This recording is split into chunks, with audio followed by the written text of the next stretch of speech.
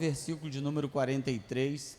Gostaria, se possível, você redobrasse a sua atenção com a leitura do texto e a gente focasse no versículo de número 43, que será o tema que a gente vai tratar aqui em 2 cultos de ensino, esse e no próximo culto de doutrina. Não será no outro, porque nós teremos reunião administrativa. Então fica para daqui a 2 semanas. Hoje a gente trata sobre a glória dos homens e no próximo nós trataremos sobre a glória de Deus.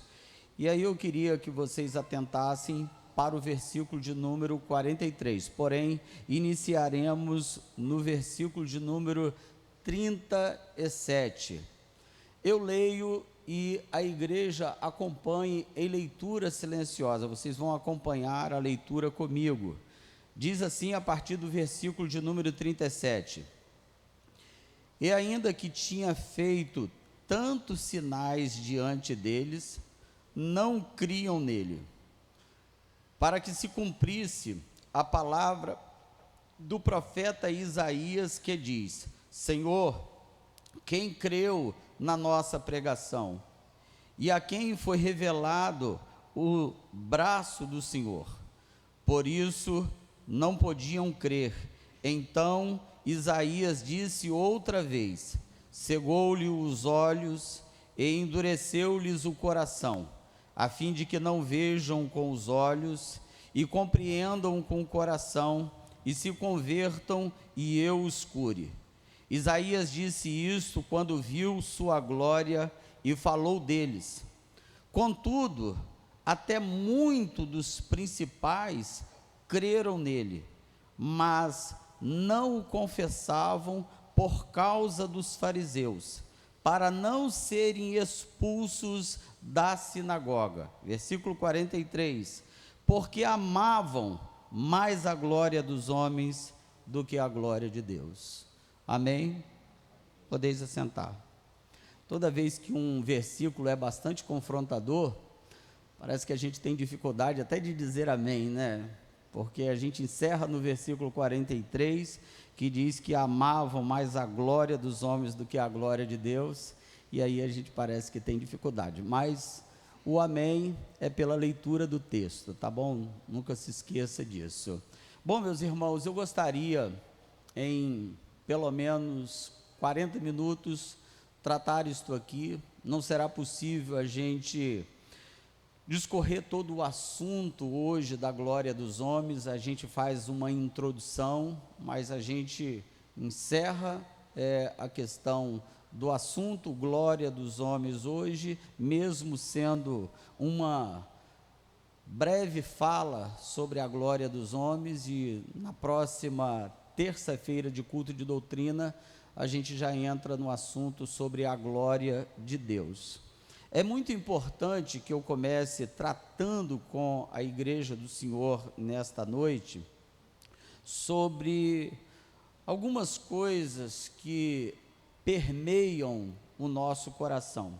Em especial, eu quero tratar do que permeia o meu coração, e eu tenho certeza de que o que eu vivencio, vocês também já vivenciaram, continuam vivenciando e continuarão a vivenciar algumas experiências que eu vou compartilhar com vocês. Pelo menos uma delas é muito importante que eu diga na noite de hoje. Sempre quando a gente tem sentimentos da parte de Deus no nosso coração, e Deus traz alguns sentimentos no profundo do nosso ser, e Deus utiliza-se desses métodos de trazer algo ao nosso coração, sem que a gente tenha visto alguma coisa, porque é a comunicação do Espírito Santo falando no meu coração, no seu coração, das coisas que são necessárias para a igreja, de coisas que têm a ver com prudência, livramentos, direcionamento, tudo isto chega ao nosso coração. Outras coisas acontecem com a nossa vida no que diz respeito à vida prática. Por exemplo, existem coisas que acontecerão conosco e que acontecem, aonde Deus permite as duras experiências para que a gente tenha uma percepção dos sentimentos que permeiam o coração de Deus. Existem coisas que acontecem conosco que Deus quer que a gente sinta o que Ele sente. Deixa eu dar um exemplo para vocês. Se vocês olharem a história do profeta Oséias, é uma das histórias mais tristes no que diz respeito ao sofrimento de um homem com sua companheira, onde esta companheira lhe trai. Na verdade, ele toma esta mulher de prostituição, uma mulher com um padrão de vida moral degradante, e Deus mostra para Oséias na prática o que ele estava sentindo com relação a Israel. O que Oséias ele vai sentir entre dores de traições, que não foi só uma, aonde há um abandono por parte da sua esposa, aonde ele sofre horrores de uma mulher que não demonstra o devido amor para com o seu esposo, para com o seu amado, vai após seus amantes, e todo aquele processo não era uma figura, não era algo somente que Deus queria exemplificar, mas como não fosse vivido na prática pelo profeta Oséias. O profeta Oséias vivenciou aquilo, é um fato literal, ocorrido, porque Deus queria mostrar para Israel o que é que ele estava sentindo. Eu diria para os irmãos desta noite, de que esta talvez seja uma das mais duras experiências para a nossa vida de fé, a gente compreender o que Deus está sentindo quando Ele nos coloca para sentir, quando Ele quer que a gente vivencie as amargas experiências para Ele aprimorar a nossa vida de fé e ter conhecimento dEle, do que Ele está sentindo com relação ao seu povo. E isto faz a gente crescer na fé, acredite. Isso faz a gente progredir, isso faz a gente prosperar, isso faz a gente evoluir no processo de vida de fé. Esse, na verdade, é um dos grandes desafios nossos, crescer na nossa vida de fé, em diversos âmbitos. A gente tem vida de oração, a gente tem leitura da palavra, a gente tem a nossa vida de retidão, que precisa estar sempre sendo ajustada, melhorada, trabalhada, aperfeiçoada. Mas a gente dizer que o processo doloroso que Ele nos leva e permite que aconteça conosco, fazendo com que a gente sinta na prática o que Deus está sentindo, eu diria para vocês desta noite, a gente diz, ai, dá para a gente dizer assim, será que Deus permite a gente ter esta dor, para a gente sentir a dor que Deus sente? Acreditem, sim, Deus permite que isto aconteça conosco. Todavia, o Senhor, Ele é nosso ajudador, Ele é aquele que guarda a vida da gente e vai sempre abrir um caminho para mim e para você passar. Então, não temas quando você perceber que as duras experiências estão acontecendo com você. Tente extrair o melhor do seu interior, do que Deus está pensando acerca disso tudo, o que Deus quer de você, porque isso será muito importante para o progresso da nossa vida de fé. Baseado nisso, é onde eu quero dizer para vocês que eu tenho percebido algumas coisas e vivenciado na prática. É claro que isto tem a ver um pouco com a vida pastoral, é claro que isto tem um olhar pastoral. Uma das coisas que eu tenho buscado de Deus, em conhecer, irmãos, as coisas concernente o que Deus pensa. Eu disse isto aqui na festividade dos homens, que Davi trabalhou com isto. Davi busca conhecer as coisas mais profundas do coração de Deus, como o que Deus pensa, o que Deus quer, quais são os seus critérios de escolha. E eu penso que a gente deveria estar lutando sempre por ser como Davi. E o meu coração, vez por outra, quando estou olhando para o povo, quando estou vendo o comportamento do povo, eu busco conhecer de Deus o que é que se passa no coração do povo. É claro que na minha pequenez, não posso dizer que eu conheço o coração dos homens, Deus me guarde, não é isso que eu estou dizendo, mas procurar entender o que se passa com as pessoas, procurar entender o que está permeando o coração das pessoas e o que está acontecendo dentro de um contexto em que nós vivemos. E baseado no contexto em que nós vivemos, às vezes as experiências elas são muito duras e principalmente para a vida pastoral. Mas eu quero também trazer isto para você, que elas não são duras só para a vida pastoral. Elas são duras no contexto que a gente vive para todos nós. E eu vou explicar isso e vou chegar no texto. No contexto que a gente vive, a gente tem percebido como igreja do Senhor muitas das nossas deficiências. A gente não está aqui para massagear ego da igreja, nem de ninguém, nem o meu.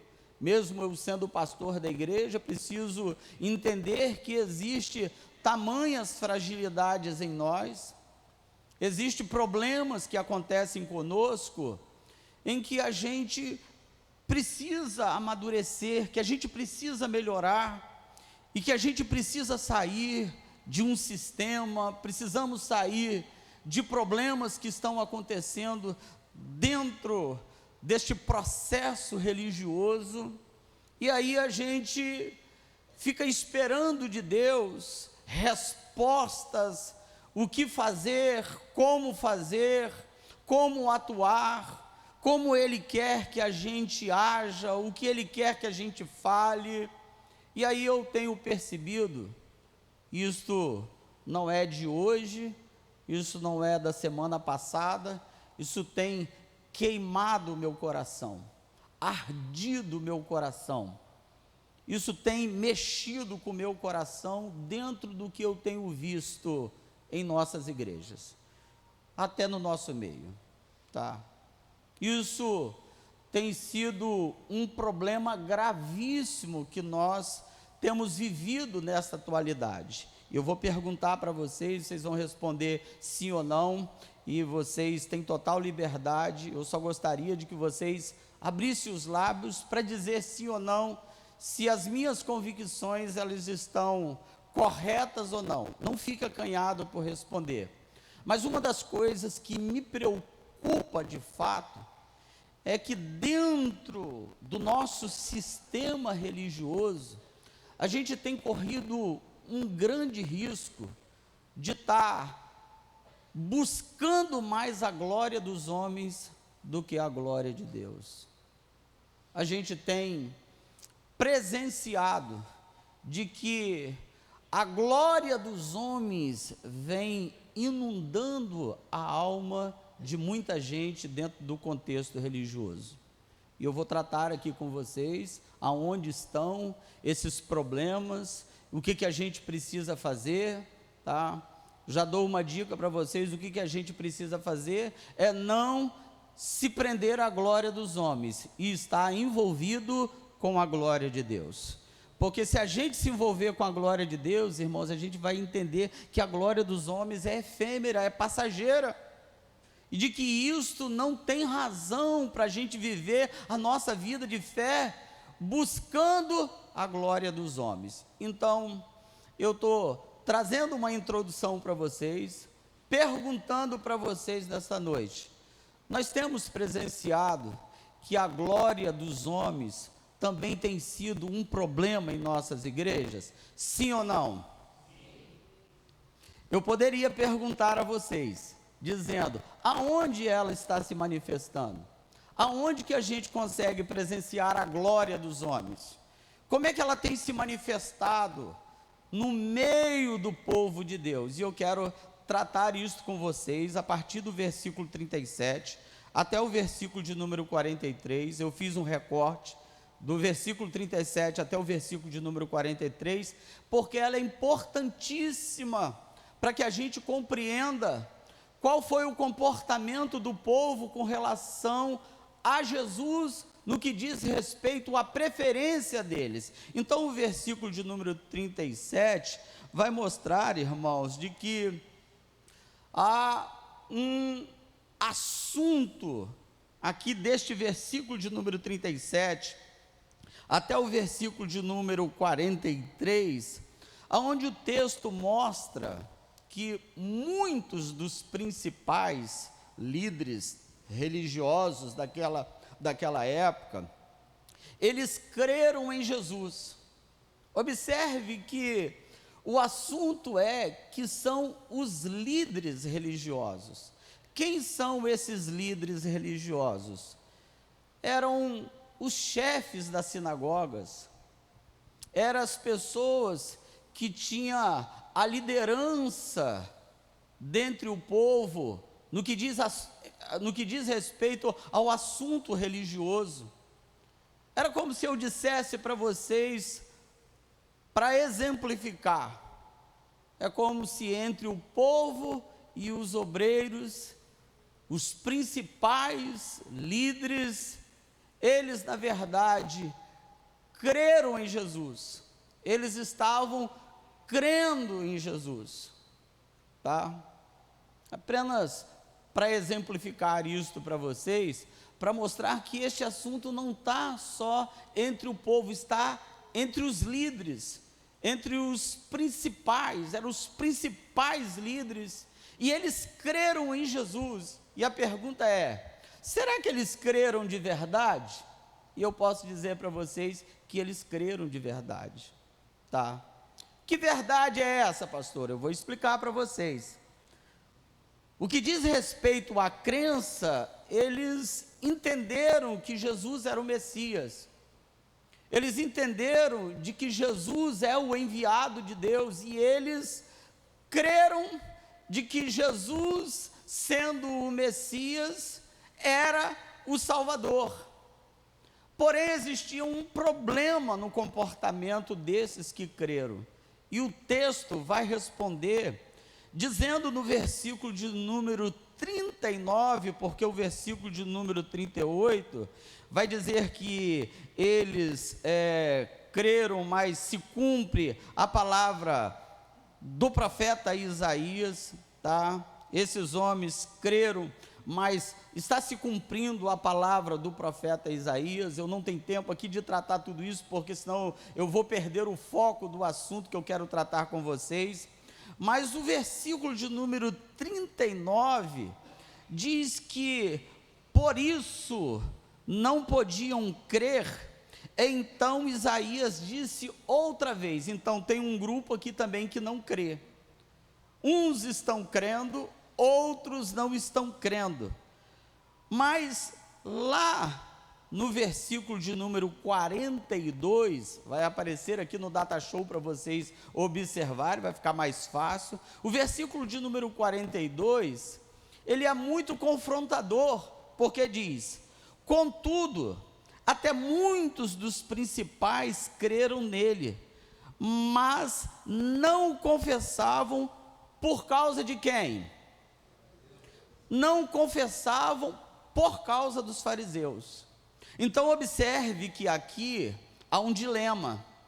Eles creem, mas eles não podem confessar publicamente, porque dos fariseus. Por que que os fariseus estão fazendo com que eles não venham confessar Jesus publicamente e abertamente? Por que que será que os fariseus, eles estão fazendo com que no coração desses que creem, os principais, eles não confessem a Jesus publicamente? O próprio texto vai dar resposta e vai dizer a seguinte expressão: eles não confessavam por causa dos fariseus, para não serem expulsos das sinagogas. Então olha que dilema. Eles acreditam, eles creem, mas por causa dos fariseus, eles não confessam isso publicamente. Vocês sabem que a nossa vida, quando a gente creu em Jesus, a gente dá uma confissão pública de fé. Até o ato do batismo, ele também é uma confissão pública de fé. Quando um pecador se converte, vem aqui à frente, é um ato de uma confissão pública de fé, se manifesta de que creu em Jesus, e quem crer em Jesus, diz a Bíblia que ele é salvo, ou que ele será salvo. Crê, pois, no Senhor Jesus, e será salvo tu e a tua casa. Então eles creram, estão com medo dos fariseus, porque os fariseus vão botar eles para fora da sinagoga. E aí eu vou corroborar o texto, vai aparecer aqui no Data Show, eu vou citar e vou ler com vocês. Eu estou embasando o que eu quero dizer para vocês, do que é glória dos homens. Vocês vão ver numa referência, 2 páginas antes, no capítulo 7, e no versículo de número 13, olha o que o texto vai mostrar, o comportamento dos fariseus, o comportamento desses fariseus em amedrontar aqueles que queriam confessar a Jesus. Olha o versículo 13, diz assim: todavia ninguém falava dele abertamente. De quem? De Jesus. Ninguém estava falando de Jesus abertamente. Por qual razão? Por medo dos judeus. Então percebam que o povo não podia nem falar de Jesus abertamente, porque os judeus estavam ameaçando. Se crescem em Jesus, esses homens corriam risco de morte. Se crescem em Jesus, expulso da sinagoga. Se crescem em Jesus, eles seriam colocados de lado, perdiam prestígio, honras, e eles não falam nem abertamente de Jesus. Eles estão vendo de que Jesus é bom, vendo de que Jesus é maravilhoso, mas eles não têm coragem de falar abertamente de Jesus. Aí a gente vai para um outro texto, no capítulo 13, também do Evangelho de São João, do versículo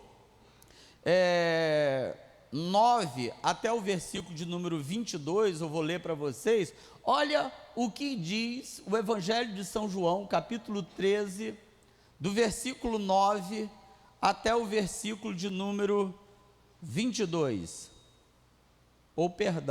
Capítulo 9, versículo de número 22. Capítulo 9 do Evangelho de São João, versículo de número 22. Diz assim, ó: seus pais disseram isso porque temiam os judeus. Percebam que há um medo, porquanto já os judeus tinham resolvido que, se alguém fizesse o quê? Confessasse ser ele o Cristo, fosse o quê? expulso da sinagoga. Aí muda para o versículo de número 23. Por isso é que seus pais disseram: ele tem idade, perguntai-lhe a ele mesmo. Isso é sobre o cego de nascença. Eles estão percebendo que o cego foi curado, estão interrogando, o povo está com medo. E aí, na pergunta para os pais se ele na verdade era cego de nascença, medo de dizer para eles que foi Jesus que curou, aí os pais disseram: vai lá e pergunta para ele mesmo, ele tem idade. Medo de ser expulso da sinagoga, medo de perder as honrarias, medo de perder os privilégios. E o que esse povo faz? Esse povo não fala de Jesus abertamente, não confessa de Jesus abertamente, e eles vão ficar amedrontados a ponto de colocarem dentro deles de que creram, mas não querem confessar. A pergunta para a gente hoje seria a seguinte: será que de verdade eles creram? Será que realmente eles criam que Jesus era o Messias? E eu vou dar a resposta para vocês, irmãos: sim, eles creram. Porém, existe um problema, irmãos: a glória dos homens falou mais alto do que a glória de Deus. Eles creram a ponto de entender que Jesus era o Messias, mas a glória que dominou o coração deles falou mais alto do que a glória de Deus no coração deles. E aí a pergunta é: o que é na verdade a glória dos homens? Eu diria para vocês, irmãos, em palavras bem simples, o que é a glória dos homens? Nada. Nada. A glória dos homens, irmãos, é efêmera. Se alguém pensar que a glória dos homens é alguma coisa, está muito enganado. Se eu citar o texto para vocês de 1 Pedro, capítulo de número 1, versículo de número 24, vocês vão ver que a glória dos homens, na verdade, de nada é. Não vale para nada a glória dos homens. Triste é para alguém se prender com a glória dos homens. E eu vou esmiuçar isso aqui para vocês. Olha o que diz a primeira epístola do apóstolo São Pedro, capítulo 1, versículo de número 24. Porque toda carne é como a erva. Está falando da gente, tá? Toda carne é como a erva, e toda a glória do homem como a flor da erva. Aí o que acontece? Seca-se a erva, murcha-se a flor. Então, uma vez que secou a erva, murchou a flor, que a gente, está dito ali, ó, que toda a glória do homem é como flor da erva. Isso aqui é para a gente pensar, irmão, que a gente não é nada. Isso aqui é para a gente estar ciente que não adianta fazer pose. Evangelho é para os humildes. Jesus disse: aprendei de mim, que sou manso e humilde de coração. Evangelho, irmãos, é caracterizado pelas marcas da humildade. Ninguém, irmãos, pode se sentir grande dentro do reino de Deus. Só há um, irmãos, que é grande, que é o nosso bondoso Deus. Não tem pastor grande, não tem membro grande, não tem nada, irmão. Aqui é um corpo, onde todos têm a sua utilidade e cooperam para o bem comum, irmãos, e para o engrandecimento do nome do Senhor. A gente deveria saber disso na prática, irmãos. A gente deveria diminuir a nossa pose, diminuir, irmãos, o nosso nariz. A gente deveria estar mais humilde. A gente deveria viver, irmãos, em dependência de Deus, porque a gente vive como se a gente fosse alguma coisa. E eu amo, irmãos, o texto que Jesus cita dos Salmos, quando ele diz para os líderes religiosos, ele diz assim: vós sois deuses, e vós outros filhos do Altíssimo. O que Jesus estava dizendo?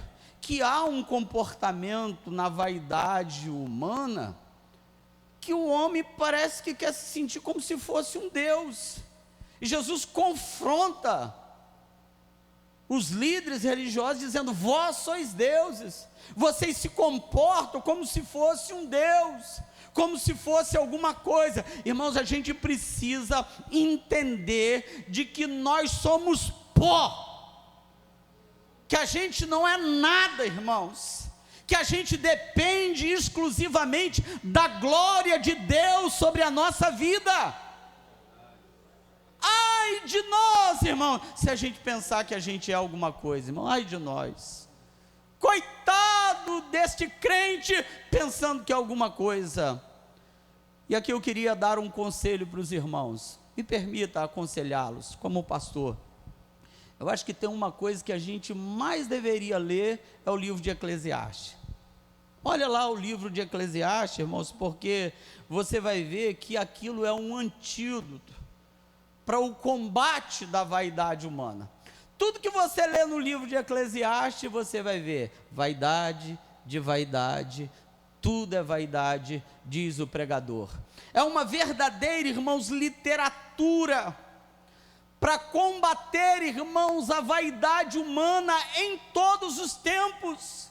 A gente deveria estar começando a ler o livro de Eclesiastes constantemente, lendo e relendo, para a gente ficar fixado na mente de que a gente não é coisa alguma e de que a gente precisa de Deus, irmãos. A gente fez,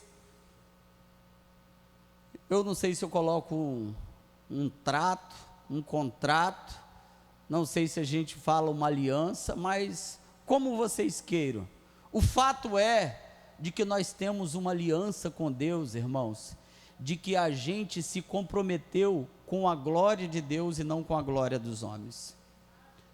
A gente está comprometido para a glória de Deus. Vamos citar alguns textos para vocês que Deus está trazendo na minha memória. Paulo diz: quer comais, quer bebais, quer façais qualquer outra coisa, faças tudo para a glória do nome do Senhor. Então, tudo na nossa vida precisa ser para a glória de Deus, irmãos. Se eu pregar, para a glória de Deus. Se eu administrar, para a glória de Deus. Se eu cantar, para a glória de Deus. Eu trabalhando na igreja, para a glória de Deus. E aí sai, irmãos, a vaidade humana. Essa vaidade não pode fazer parte do Filho de Deus.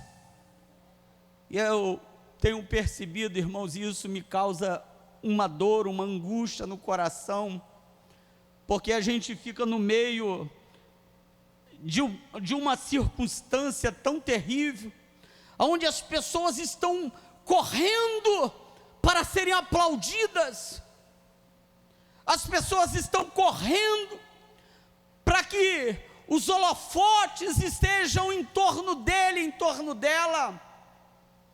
As falas, elas estão mais vaidosas. Me permita dizer para vocês, nós estamos num culto de doutrina, num culto de ensino. A gente já foi mais humilde, irmãos. A gente já foi mais humilde. Eu não estou falando de humildade, que a gente tem que ter o pior na igreja.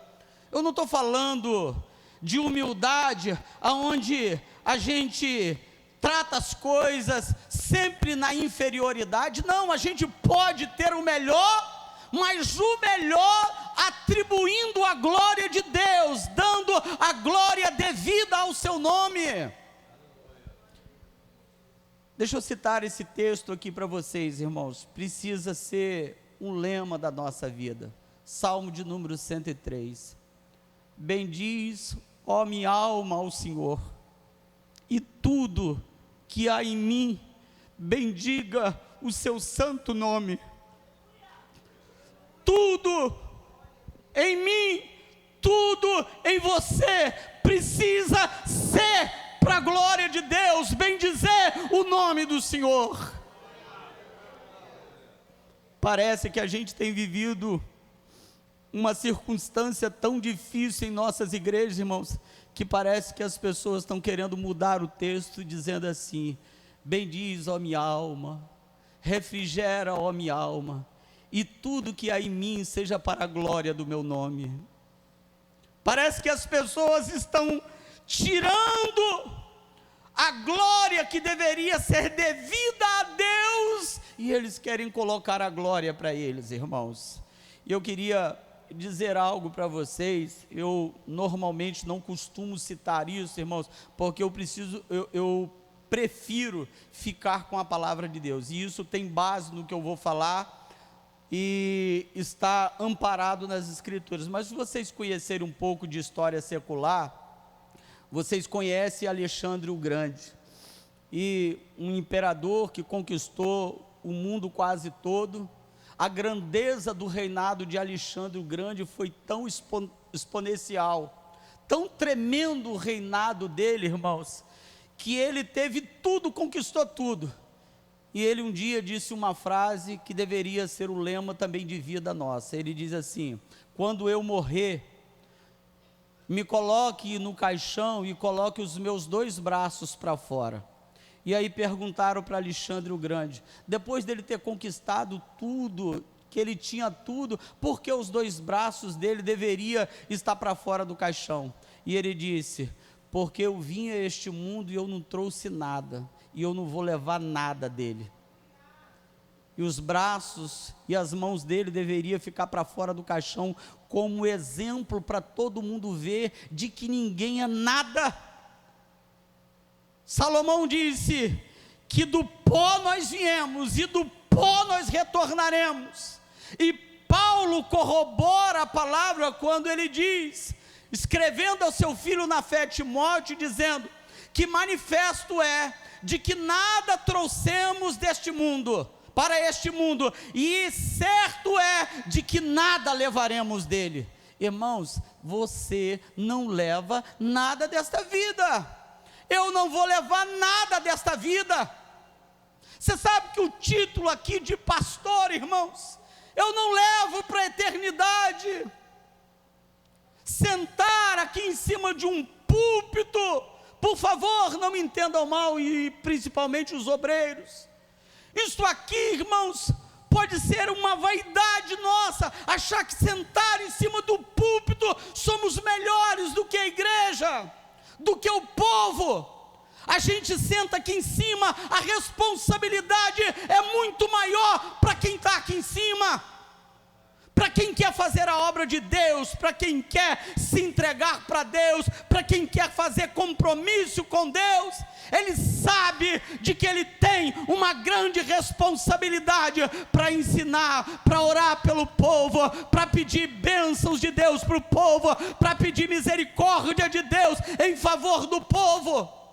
E ninguém se sinta, ao sentar aqui no púlpito, achando que você é mais bonito do que o outro, que você é o doutor, de que você faz parte de um cargo da igreja.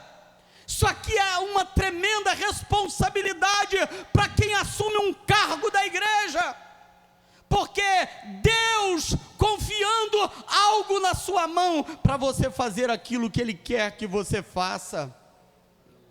E aí eu queria tratar com vocês, irmãos, com uma pergunta aqui nesta noite. Essa pergunta aqui, ela é indispensável para a gente fazer nesta noite.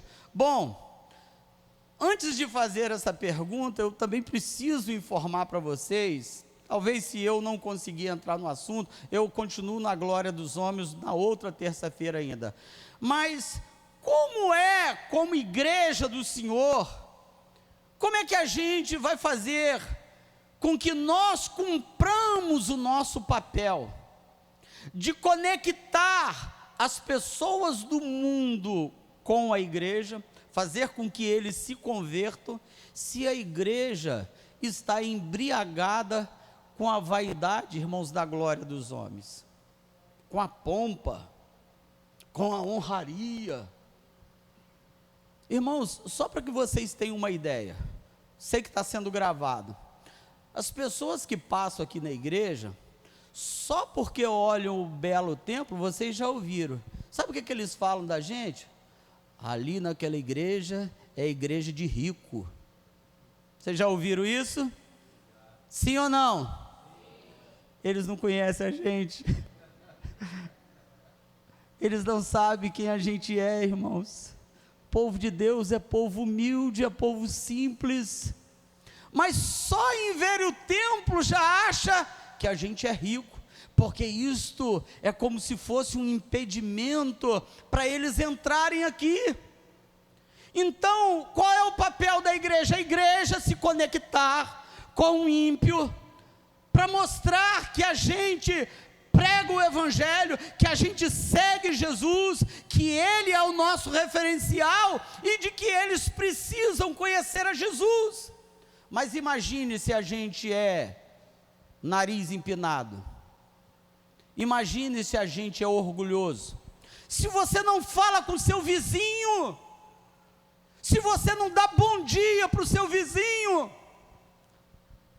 se você não consegue se conectar com o seu vizinho para dizer, vamos lá na igreja onde eu congrego, vamos participar de um culto, porque a igreja vai perdendo a sua essência de povo de Deus, quando ela se embriaga, ela vai se embriagando com a vaidade e com a glória dos homens, de maneira que a glória de Deus já não importa mais para ela. E aí a pergunta que a gente precisa fazer: aonde tem se manifestado na igreja, irmãos, esta ambição pela glória dos homens? Aonde que é perceptível? Se eu deixasse vocês falarem aqui, irmãos, eu acredito que vocês apontariam uma série de coisas. Eu diria até para vocês que vocês apontariam para o altar, tá? E eu falo isso com temor de Deus, não culpando nenhum dos obreiros que aqui estão. Até muito pelo contrário, acho os nossos obreiros com uma postura de humildade. Porém, a gente precisa reconhecer que muitos dos problemas em nossas igrejas estão relacionados também com a glória dos homens que começa em cima de púlpitos, irmãos, em cima de púlpitos.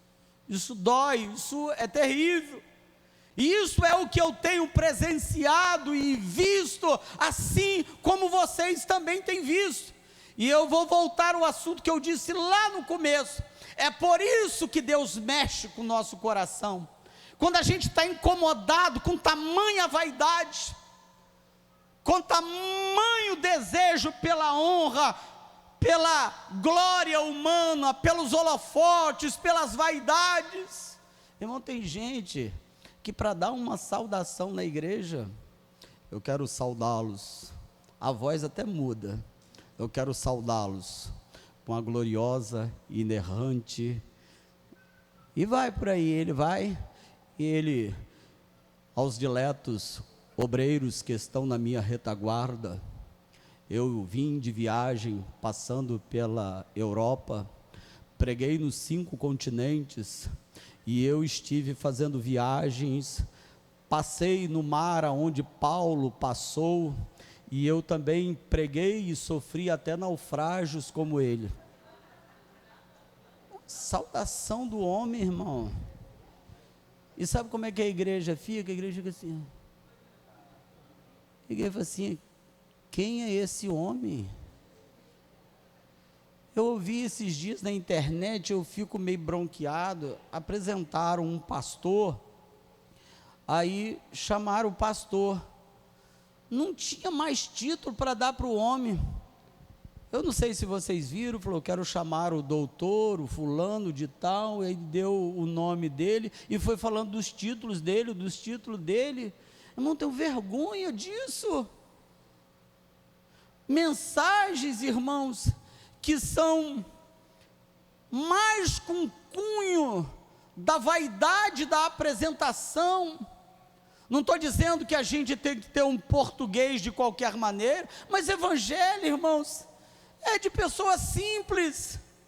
Quando os apóstolos vão falar, vocês vão perceber que eles eram homens iletrados, mas por andarem com Jesus, eles perceberam que ao ouvir a Pedro e a João, o texto diz, Atos dos Apóstolos, capítulo de número 4, diz assim, e sabiam que eles haviam estado com Jesus, porque quem anda com Jesus melhora até o português, irmãos, quem anda com Jesus melhora a sua fala, quem anda com Jesus melhora a sua oratória.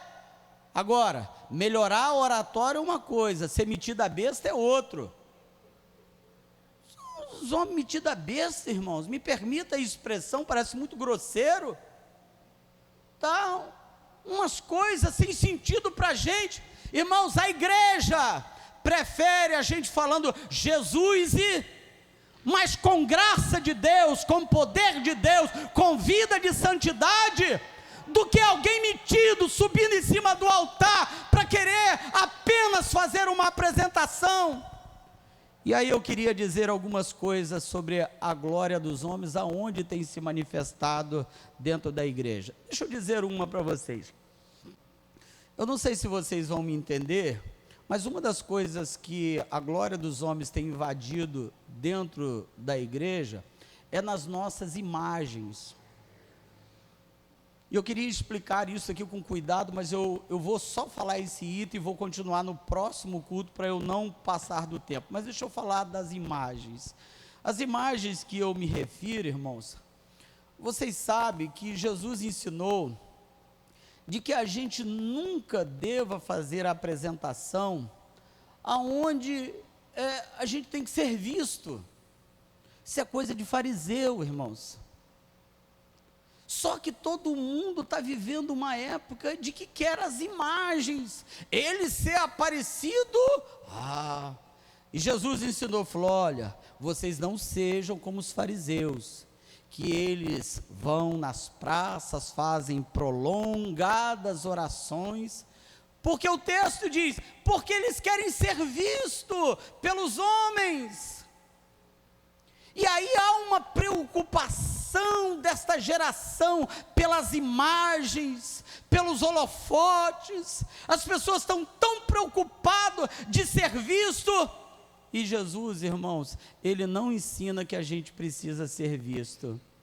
Sabe para onde que ele leva a gente? Ele falou assim, olha, você seja visto por Deus. Você quer orar? Não precisa ir na praça para todo mundo te ver. Vai para o teu quarto, fecha a porta do teu quarto e busca o teu pai em secreto, porque o teu pai que vê você no secreto te recompensará.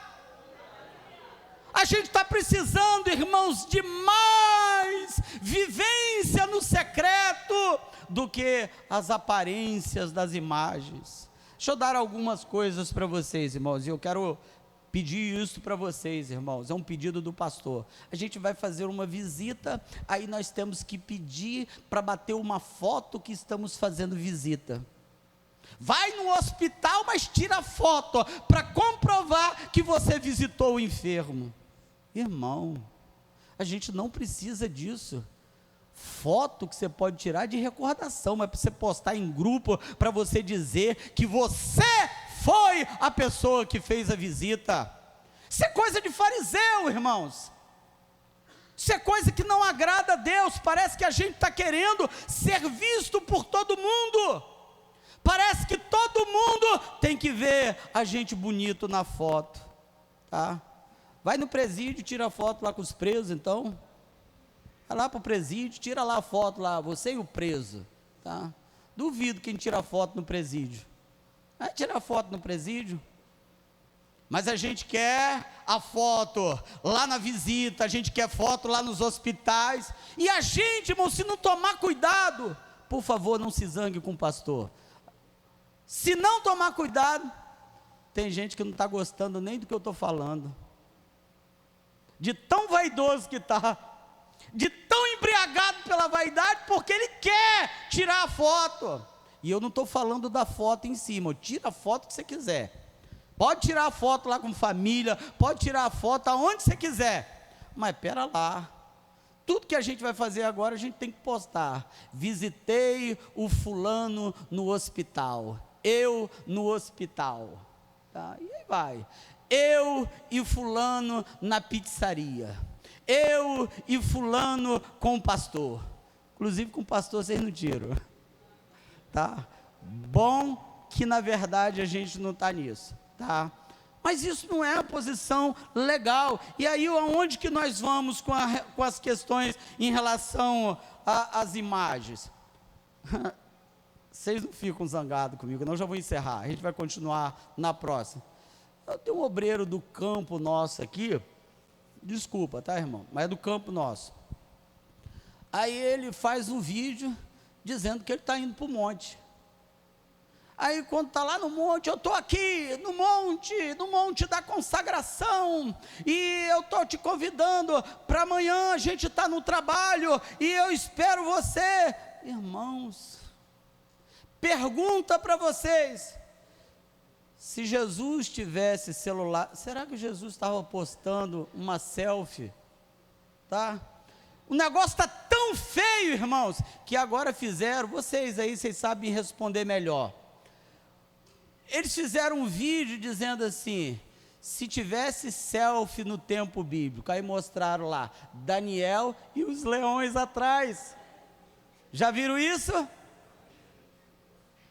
Mais o que? Fala aí para mim. Moisés com o povo, tirando uma selfie, atravessando o mar vermelho. Irmão, que vaidade que nós estamos estimulando para essa geração. Mas todo mundo está querendo selfie. E aqui uma pancada em nós, tá, irmão? Em nós. Você reparou que depois da festa a gente só quer foto? A gente não está com choro, quebrantamento, que a gente deveria estar chorando, a gente deveria estar se derramando, batismo com o Espírito Santo. Não estou dizendo nem que não há, mas a gente está correndo logo para querer fazer a foto, para sair na foto, porque tem vestido novo, tem uniforme novo, e a gente quer sair bonito na imagem. Tinha a imagem lá de Paulo, na prisão. Meu Deus, Paulo orando e Paulo fazendo uma selfie. Vamos colocar em pé, irmãos, que a gente continua na próxima semana. Vamos ouvir o Jefté cantando. Vocês me dão paciência, irmãos. A glória de Deus está aqui, irmãos. A pergunta para você, e a glória dos homens está aqui? Não, vocês estão com medo de responder? A glória dos homens está aqui, irmãos? Não, tem lugar aqui para a glória de homens. Aqui só tem lugar para a glória de Deus na nossa vida. Então vamos cantar, irmãos, enaltecer a glória de Deus, porque a gente só é alguma coisa se a gente estiver cheio da glória de Deus.